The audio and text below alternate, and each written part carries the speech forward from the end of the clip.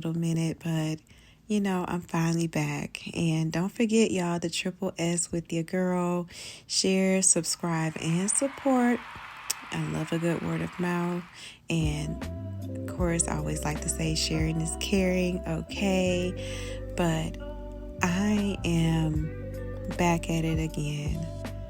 And I thought of something today after watching a quick short on YouTube, and I was like, wow, I feel like things come to us in divine timing. And sometimes we're like, I was just thinking about that, or I was just feeling that, and just something comes to give you that confirmation. And I feel like the topic that I'm going to talk about today can really spark, how do I say this? Like, I feel like it's something that a lot of us can reckon with, right? And we have experienced it. And I'm going to let y'all know it's late at night right now. I'm a little tired, but I needed to get this off my chest. And I want to go into the weight of betrayal and the freedom of forgiveness as I sit here laying in my bed thinking about it. Like, man, I feel like this is like a journey to healing the mind, body, and our soul. And I feel like when certain things happen in our lives, when it comes to betrayal, it takes a toll on us. And, one thing I want to ask you all is to even think about this question I'm going to ask. So, have you ever felt like your chest is heavy? Like, it feels like you're carrying something that just won't let up. It's like no matter how much time passes, the weight is just still there. And it's just pressing down on you. And I'm going to tell y'all what that is. That's the betrayal that I'm talking about as it relates to the topic. And that's what it does. It just doesn't happen and leaves. It actually lingers. And it lives in your mind, your body, and even your heart. And it also takes up space that you don't even realize until you're completely exhausted, just mentally and physically drained. And I know that weight because I've carried it. And if you're listening to this, I know you have too, because I told you all this is a subject for a lot of people to reckon with. And, I know a lot of people can attest to this, because betrayal is one of those things that just shakes you to your core. It doesn't matter if it came from a friend, a lover, a family member. The pain is real. And it makes you even question people. But worse than that, it makes you question yourself. It makes you question yourself as far as like, was I enough? Did I deserve this? And how could they do this to me? And so many different things that you start to question yourself. And if you're not careful, that pain just starts seeping into every part of you. It's in your thoughts, your actions, your body. You just don't feel betrayed. You actually become it. And so how does betrayal affects the body and the mind?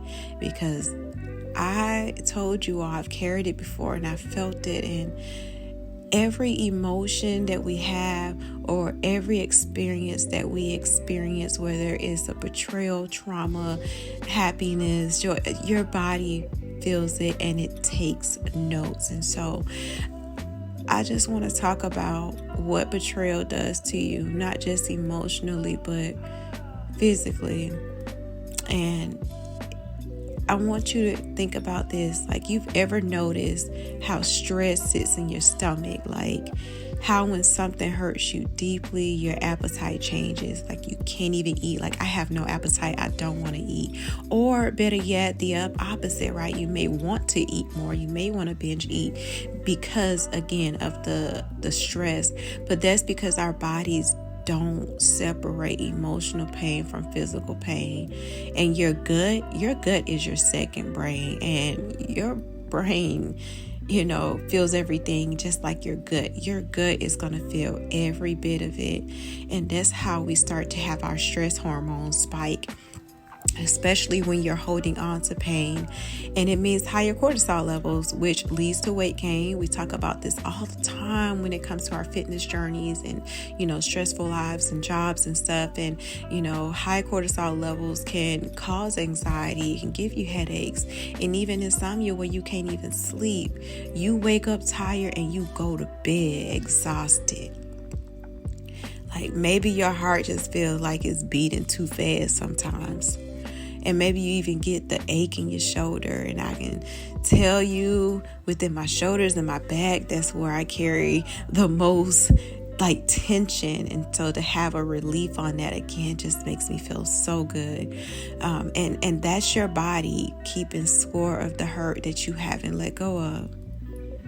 And then mentally, the effects are just as bad. And betrayal breeds anxiety. And it makes you overthink. It makes you doubt the people who actually do love you. And it also makes trust feel dangerous. And if you ever replay the situation in your mind over and over and over again, trying to find the moment where it all went wrong, that's betrayal keeping its grip on you. And I'm telling you this from experience, because here's the thing. Holding on to pain is only hurting you, not them. You. And so why does it hurt holding on more than letting go? And there's something to think about. I want you to just imagine carrying a heavy bag. Y'all remember that song by Erykah Badu, Bag Lady? You gon' miss your bus. Dragging out them bags like that. So every betrayal, every disappointment, every grudge is a rock in that bag. At first, it feels like you can manage it all. It is manageable for you, but you start telling yourself you're strong, you can handle this, you got this. But over time, that weight do get unbearable. And yet you still carry it around. And that's because sometimes we feel like holding on to pain, it protects us. Like, if we remember the hurt, we won't be caught off guard again. Like, I got to remember this because I need to see it coming from somewhere else. Red flag on the play. But that's not protection, y'all. That's prison. And I ain't trying to be in prison. So forgiveness is going to be the key to this. Forgiveness is going to be about letting them off the hook. It's not about letting them off the hook. Let me rephrase that. Forgiveness isn't about letting them off the hook when they've done things to you, right? It's not about saying what they did was okay. And it's about putting your peace first. It's about choosing you. And listen, I get it. Because forgiveness isn't easy. And it's not instant. Sometimes it takes a while. It can take days, it can take weeks, it can even take years. But every step towards forgiveness is a step towards freedom. And I want to be free. And I know you want to be free. So how do we heal from betrayal? It's like, so where do we start? How do we move from holding the pain to healing from it? And the first thing I want to tell y'all is you got to feel it. Don't suppress it. And don't tell yourself, I should be over this by now. Or, I don't need to be feeling this. I'm not allowed to feel this. I want y'all to feel it. You got to sit with it and let yourself cry if you need to. Tears aren't weakness. They are a release, okay? They are a relief from you. For you, there's the body way of saying, let me let this go. Sometimes you just need a good cry. I don't care what your gender is, whether you are a man or a woman. It does not matter. I want you to then express it. Write it out and talk to someone. Get it out your system so it doesn't stay trapped inside you. And that's why I love being able to talk to my sister and any of my other trusted confidants, because they're like, no, it's okay to release this. You gotta release it. And so I love having that safe space with people that I can trust to talk about this and being able to express myself when I can't do it alone. And the next thing, reframe it. This is hard to do when you want to reframe the way that you think about it. So instead of thinking they took something from me, I want you to try thinking I'm reclaiming my peace. It's a shift in your mindset that changes everything. And sometimes I even go to think about the good in the things that I may have felt or experienced with that particular person, instead of thinking about all the things I felt like they did wrong, And so it helps me shift my mindset about them and be able to view them in a different light. And again, that's going to be on you, and that's a personal choice. No one can influence that for you, because remember, whenever we are venting or we're talking about what happened, our close people will also view them in a light that is not so good. So for you, you have to make that personal choice to view the situation in a different light, and even view that person from a different from a different lens. And finally, I want you to just choose to forgive. And you're forgiving not for them, right, but for you. Yeah, I had to release that. It doesn't mean what they did was okay. Like I said in the beginning, it means you're refusing to let it poison you any longer. And there's power in forgiveness. And I want to share something with you.